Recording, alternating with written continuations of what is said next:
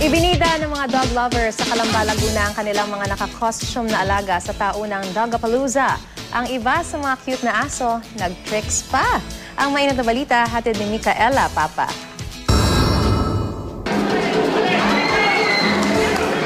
Tumalon, nag-mathematics,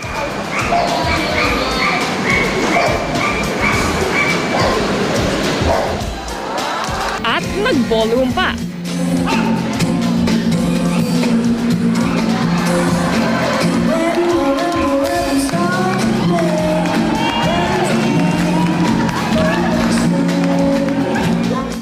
Ang aspin na si Choco ang bumida sa talent competition ng ikalawang Dogapalooza sa Calamba, Laguna.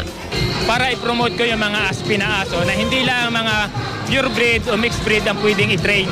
Kayang-kaya rin yan ng mga aspin. Nagpatalbugan din ang iba't ibang lahi ng aso at ang kanilang mga amo sa look-alike competition. Sino bang mas cute? Ang maladiwatang chikiting na ito o ang kanyang matching fairy puppy? Mistulang mga anghel naman ang owner kasama ang kanyang pet chihuahua. Nakita mo, di ba, iba-iba yung talents, tapos may magaganda yung itsura nila, iba-iba din yung breed na nandito. Layo ng event na ipaalam sa mga nag-aalaga ng aso kung paano iiwasan ang rabies. Basically, awareness regarding rabies, responsible pet ownership. 20,000 aso na raw ang libreng nabakugahan ng anti-rabies vaccine ngayong taon. Micaela Papa, GMA News.